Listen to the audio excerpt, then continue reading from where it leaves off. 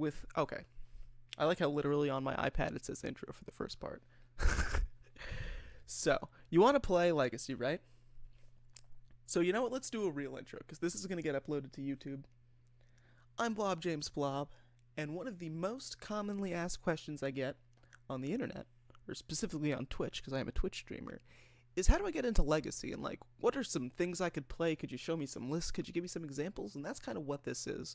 We're going to be talking about the colors, we're going to be going over strategies. We're essentially going to be covering many of the bases that you would want to cover if you wanted to learn how to get into the Eternal formats, or sort of how things worked. Now, I will be having Twitch chat open, so if you see me talking, not to the camera, I'm talking to Twitch chat live. It is a live show after all, even though it will be uploaded to YouTube later. So you have some unhinged foil basics. Are they really only 33 cents each, dude?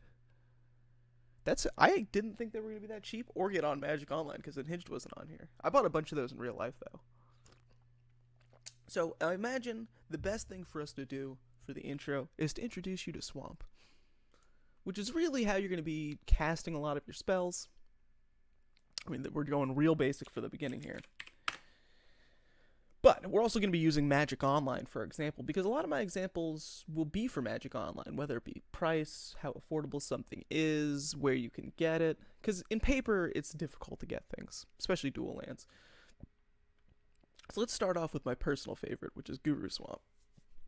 Simple as can be, taps for black mana. So I imagine you know all the colors, but maybe you don't know all the dual lands if you're new to Legacy, right? So that's actually one of the things we're going to be going over right now. So the first dual land with black, and probably the best, is Underground Sea. Island, Swamp. In real life, this will set you back a lot. You'll probably get set back $400 now, I think it is, $425. This was only a couple weeks ago I checked, so it's not exactly what you would call cheap, but on Magic Online, I think it's something like $20, so specifically Legacy is much more affordable on Magic Online than it is in paper, but if you have the capital, you know, you have just any free money to go on, like, and you can get it. But if you're a regular person and you can't afford it, get it on Magic Online like I did. I actually have paper and Magic Online, but I got into Legacy like 5 years ago, so like the prices were more than half actually for dual lands. The dual lands were maybe like $200 then, like the most expensive one. And I got mine cheaper because like I didn't get mint condition ones in the beginning. So anyway, probably the second best, I would say. I see a Goblin guy in chat saying blue-black is the best. Dude, I think blue-black's the best. It's also my favorite. Bayou. Now, this is something that is going to be explained a little bit more when we get into some of the other cards, removal spells and things like that, and what I believe to be the best black card in the game. But essentially, I think that green is one of your best secondary colors. If you're not going to play blue, I would actually recommend playing green, or maybe even red. Or, well, I mean, the thing is, you know what, I'll bring up the talking points later, but black is a very good splashable color. It's also a good primary color. Like, you could go primary black and then go black-green, or you can go primary black and then go, like, you know, green-white for your secondary colors. You could go primary black. Splashing blue is a little weird. We'll be doing the blue portion in another episode. But normally if you play blue, you want your list to be predominantly blue for things like Force of Will and a bunch of other reasons. So let's see. Oh, did someone check online? Let's see. I have an unlimited Underground Sea, but I was trying to get $500 for it since it's a decent... Yeah, I mean, in a good shape Underground Sea. You might even be able to get more than $500 for an unlimited one. Hell, I sold a warp... You sold... See? The warp one for $400. Like, yeah, I think you get like $600 for... Or maybe like $550 at least. Some people tried to talk me down in a trade group, but I told them, cry me a river. Dude, you should have. Listen, if someone's trying to rip you off on your dual land, don't do it.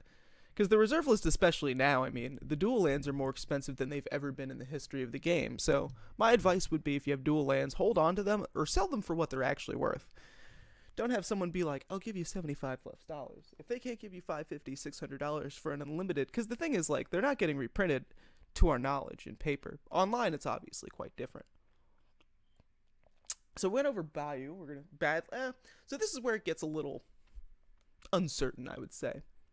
Between Badlands and Scrublands, both these are actually played. I would say Badlands is played much more now and is probably more well positioned in current Legacy. 3 years ago, you would probably be telling me, or I'd be telling you, that Scrubland is better because of Stoneblade, Deathblade, sort of Esper decks, black, white, blue. So this was really going along with your Underground Seas and your Tundras, which we'll cover in another unit. But in reality, I actually think that this is more played now because of Culligan's Command, and you can cast Deathrite Shaman with this card and use Lightning Bolt, Culligan's Command. And a lot of 4-color decks are popular, and normally your 4th color's red and not white. When it used to be that white was really your 2nd or 3rd color, and then maybe your 4th color would be green, you probably wouldn't take red. Unless you were playing like a Jeskai version, you splashed green or something like that. Yeah, Plateau is probably the worst duel. But I think all these black duels are good, mind you. I actually think that, Scrubland is even pretty solid. You can cast Deathrite Shaman, you can cast Swords to Plowshares. It's just good. Also, black-white is one of the few colors that actually can stop anything except for counter spells, really. You can counter some spells with black magic, which, if I remember, we'll get into that. But yeah, 4-color Leo, blah, not oppressive, blah, blah, blah. Yeah, don't worry, we won't talk too much about 4-color control. So let's see, we got into the intro, we talked about the Scrubland Bayou. Alright, well, you did that in your Stoneblade deck? Run a lot of him to Turox? So let's see here. So, now we're going to get into strategy. So when you play black, it's not really the most normal color, I would say. It's not, because traditionally you can get pretty aggressive with most colors in the game. Black aggro is a little weird, but it's possible. It's normally done with zombies, which I'll show you right now. There are a couple ones. They're not really super competitive. I have to type in zombie, not zombies. Maybe. You see Scarab G-Man there. Put Legacy Legality, just to make it easier for ourselves. So you can use things like this. I mean, if you want to play like a B or T, or like a Z tier deck, you could run this, you could run this. Your more aggressive zombies, but as you can see, they're not really amazing. Now, this is more what I mean by weird aggression, because this is recursive, and black can also often bring things back to the graveyard or sacrifice it to make something stronger. So your aggro decks will really have either small creatures with big powers like Dark Confidant, or you'll have like an amass of creatures that can get bigger by sacrificing each other, or maybe recursive in the sense like Gravecrawler, or maybe you have like a captain, but in Legacy you'll often not really see people go for the 3-mana Lord, which is what this is. So basically just a 3-mana creature that increases the power of your other creatures that have basically the same creature type. This actually used to not be a zombie. It was later changed.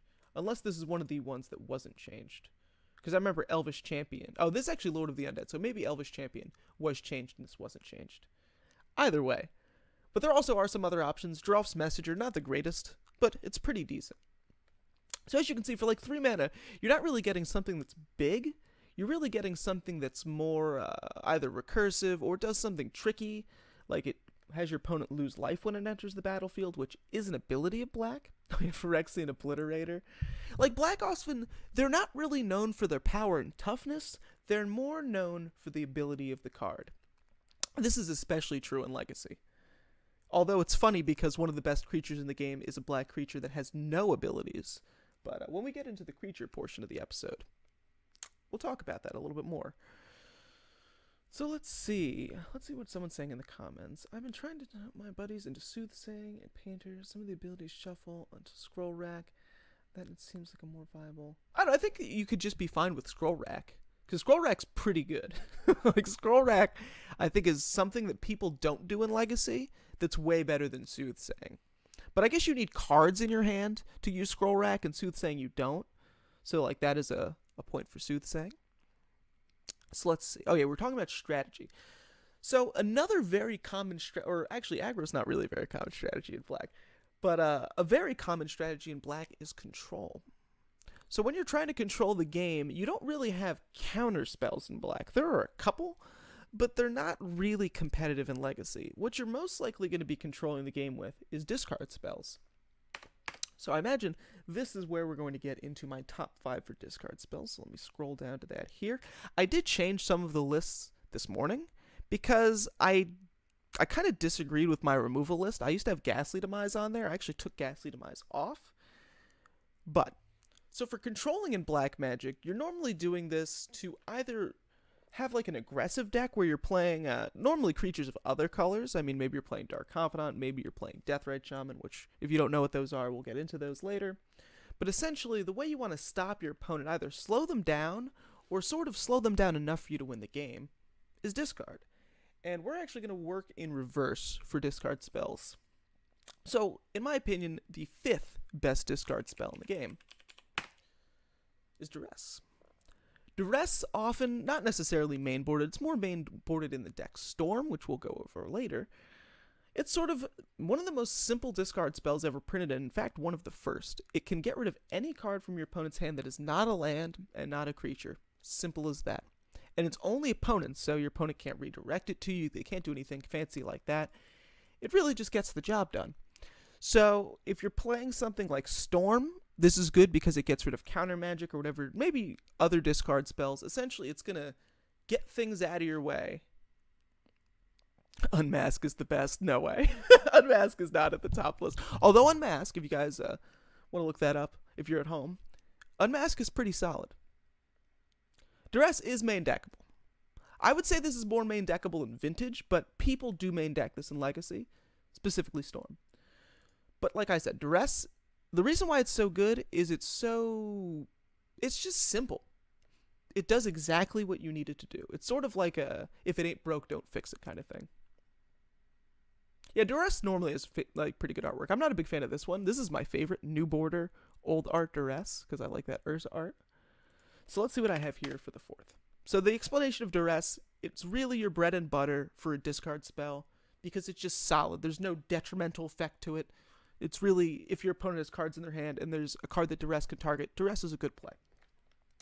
So the next one I have on my list is something that's similar, and not normally something you would consider a Legacy card, but is definitely Legacy playable, for a couple of reasons.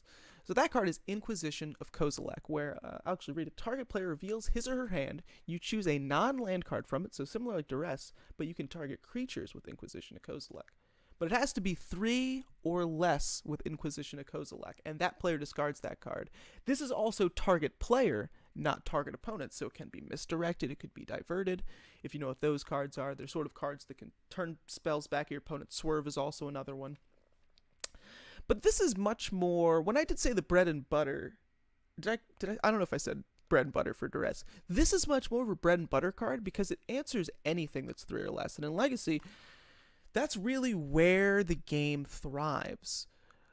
Like, a lot of the time, you're not going to be dealing with, like, 6-mana dragons or 5-mana giants. You're really going to be more dealing with things like Deathrite Shaman, more things like Young Pyromancer. A lot of the more powerful cards in Legacy are cheap because they're efficient and they do powerful things. And, I mean, this just answers everything. Whether it's a counter spell, I guess it can't be Force of Will, but literal counterspell, Spell Pierce, Daze. It'd be really weird to take an Inquisition with Daze, but often you'll take more creatures, or maybe like a Hymn to Turok or something with Inquisition of Kozilek.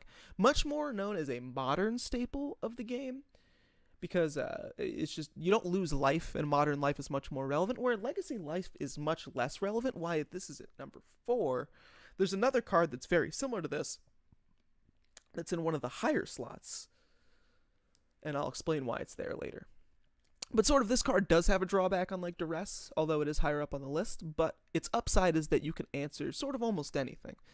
The things that are going to be 3 or more, they're going to get you pretty bad, but most likely not going to be too much of an issue. And if they are, there are other ways to deal with those things. Not necessarily Inquisition of Kozilek. So the next one I've got here is... Oh, really? That's the 3rd one? Okay, well, the next one on the list is Thoughtseize. I put Thoughtseize as number 4, which or Thoughtseize is number 3, which I'm a little surprised at. I guess I juggled around with that and the second one, because like the second one's is a more powerful card, but I actually use Thoughtseize maybe more than I use the number 2. Actually, I don't know. I use them both a lot. I often run both of them in the same list because they work quite well with each other. So I'm more a fan of Thoughtseize over Inquisition of Kozilek for a number of reasons. So let's read it. Also, well, number 1, the artwork is way better. Original artwork for this. Target player reveals his or her hand. You choose a non-land card from it. That player discards that card. You lose 2 life. So notice, I pointed out that it's target player, not target opponent. Duress is actually one of the only ones that is target opponent. So if you're a big fan of that effect, you can understand why Duress is so good. But this can take literally anything but a land. Pretty good. Being able to take anything but a land really gives you the ability to control the game or sort of take a piece from your opponent, allowing you to do something. If you're running counter magic, this is also quite good because it's 1 mana. You could do this, keep up a counter spell. You can do this, resolve a creature. You can see where the mana efficiency of Legacy comes into play. When you can take any card from your opponent's hand that isn't a land for 1 mana, it's a pretty good card. But remember, this is also number 3 on the list. I feel like we need red-black Pox in Modern. That's pretty possible, I would imagine. It'd be like red-black Ponza, I guess. Is for Scholars and Gentlemen the Theros Thoughtseize. I had the Theros Thoughtseize for a while in paper, because this one used to be like $50. So like I just didn't get it because the Theros Thoughtseize was like 10. They eventually like switched a bit, so I did pick up some of these. But yeah, Thoughtseize, I consider this my bread and butter for discard because it literally is just, it's very basic. The only flaw is that it has the 2 life drawback. You'll lose 2 life. So if you're at 1 life and you cast this and it resolves, you're dead. If your opponent has no cards in their hand and you target them with this, you lose the 2 life. If this spell resolves, you lose the 2 life. Keep that in mind. So if your opponent has 1 card in hand, they use that card, you Thoughtseize them. If it's Lightning Bolt, you're going to lose 5 life. So it's things like Burn. Thoughtseize can sometimes be necessary if you have to take something like Sulfuric Vortex, but often not the play you want to make. So keep that in mind. High ceiling on Thoughtseize, but you can also kill yourself with it. Just remember that. You do lose 2 life. So if you snap it back, let's say you cast 3 Thoughtseize in a game. That's 6 life.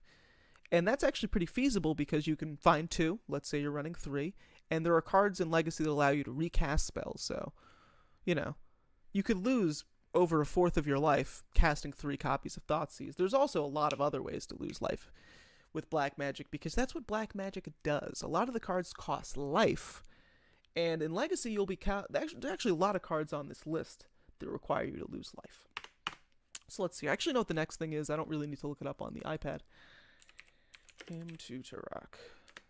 Hymn to win is a saying I've actually said on my channel for a long time. Using non-beta disenchants. I actually use... Maybe online? No, I do have beta disenchants. Oh, wait, you know what? I actually don't because it got reprinted in Time Spiral, and I like the time-shifted one because purple's my favorite color. If you couldn't tell by all the purpley black shit. So Hymn to Turok, in my opinion, is the number 2.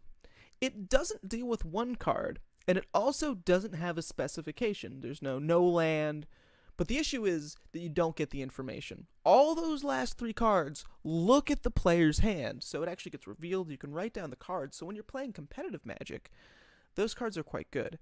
But so is Hymn to Turok, for a very different reason. Thoughtseize, Inquisition, and Kozilek are like snipers. Wow, out for a counterspell is $400. That's very gross and very surprising. Howling Wolf. I like weird tar mustache guy that has like the Grim Reaper next to him. Spooky Ghost Hymn to Turok. I guess that's a much better way of calling it what I called it. But this is like, if that is like a sniper, like Duress, Thoughtseize, Inquisition, this is a cannon.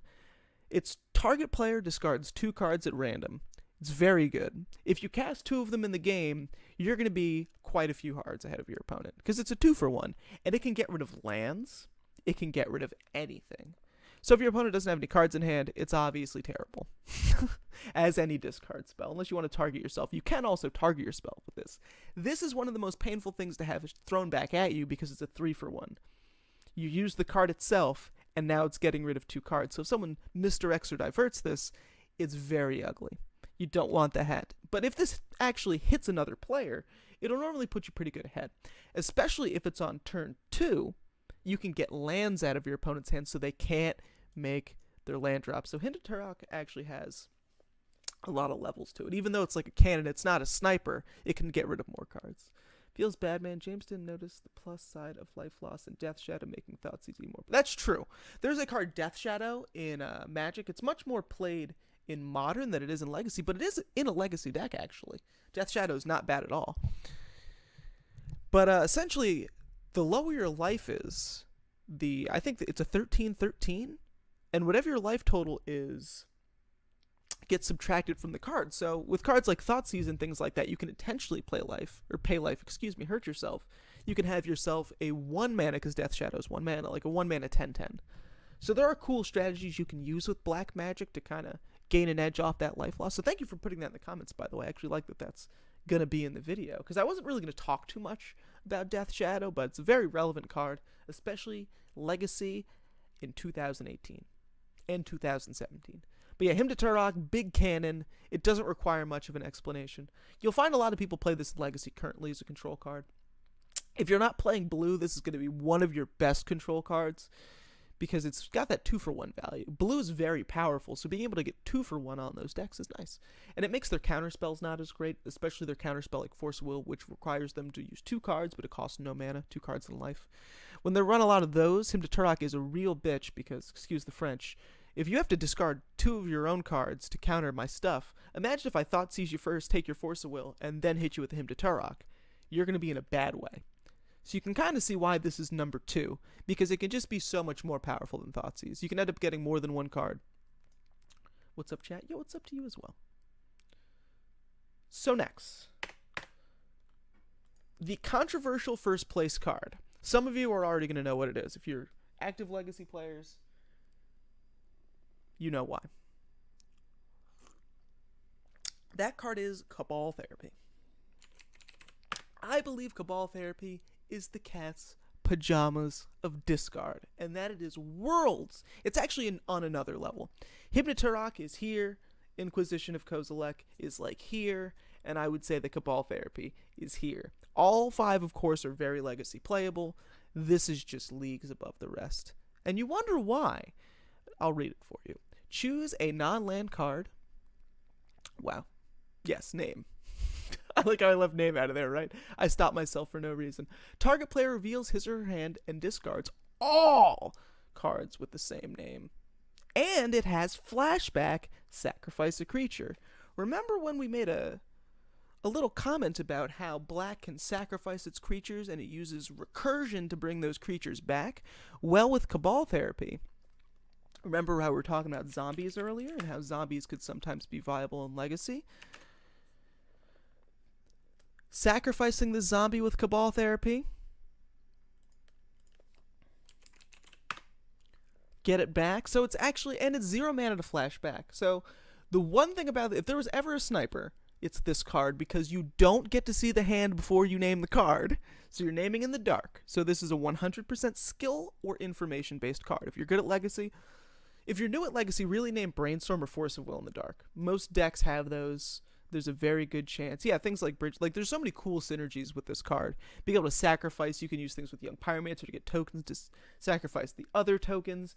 You can use this in a combo deck. You can use this in an aggro deck with the zombies. You can use this. Like, you can use this for everything. I actually think Cabal Therapy is literally one of the best cards in Legacy, period, because it's disruptive, but it can also, it's 0 mana. And when you have 0 mana cards that influence the game in a powerful way, like you could 3-for-1 your opponent for 0 mana, sacrifice a creature that you can already get back. You can now see why Cabal Therapy is worlds better, because it's not just a discard spell, it does so much more.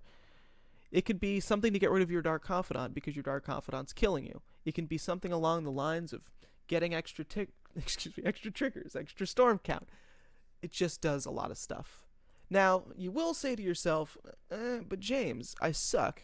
How am I ever going to get to really name the right card? Because if you're not playing against blue, and you're not an experienced Legacy player, you're going to name the wrong card a lot of the time. This is really a skilled player's card. Unless we're actually going to break into another color for a short portion here, which is blue. You can use your other discard spells to actually get there.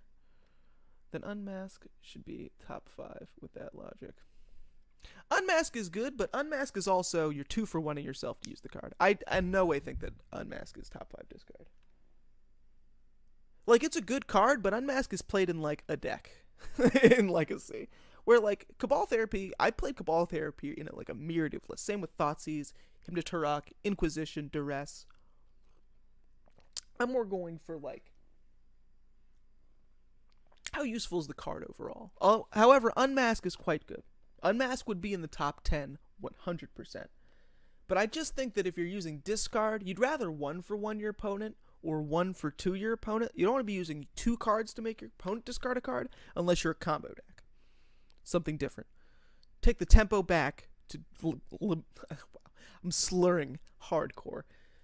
Sort of, you want to use Unmask in situations where you can win the game that turn or the next turn, because you're using your 2 cards to take one of your opponent's cards that can stop you from winning the game, and then after that, you win the game.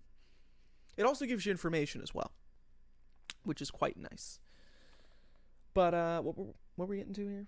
What were we talking about? We're talking about discard Cabal. Oh, yes, Gitaxian Probe, which will be in the blue portion. I don't know if I'm doing blue this week or next week. I might do blue for the episode tomorrow, or blue for the next episode. Or I might do black today and tomorrow, depending on how long it takes. But essentially, free information for 0 mana. That's what Phyrexian mana is right there. It looks a little bit different from regular mana. You'll see there's the eye. Normally there's a little water droplet here. It means that you can pay 2 life instead of the mana. You get to look at your opponent's hand, draw a card so it replaces itself. So if you have one of these, your Cabal Therapy has perfect information. So if your opponent has 3 copies of the same card in their opening hand and you have Gitaxian Probe and Cabal Therapy, you just 3-for-1 your opponent. Yeah, Probe is so fair, I know, right? The card's really broke when you explain it. 0 mana, just look at your opponent's hand and replace itself, dude. Whatever. See, conveniently in Legacy, you get to do broken bullshit like that you wouldn't get to do in Modern, because Gitaxian Probe is banned. Actually, this is the only format in all of Magic where it's not restricted, I'm pretty sure. Except for maybe Pauper, but I think it should be banned in Pauper, because I have to imagine the card would be broken for 0 mana. Like, in Vintage, where it has the most powerful cards in the game, Gitaxian Probe is restricted. You can only have one of them. So it kind of gives you an idea as to how powerful the card is. And now you can kind of see how synergies take place within colors, and sort of how other cards can make cards that are already the best cards in the game even better. Because even if you didn't have the Gitaxian Probe, I would still believe the Cabal Therapy, one of the best cards in the game. So now, I get to play Unmask, Therapy, Probe in my deck. That's true.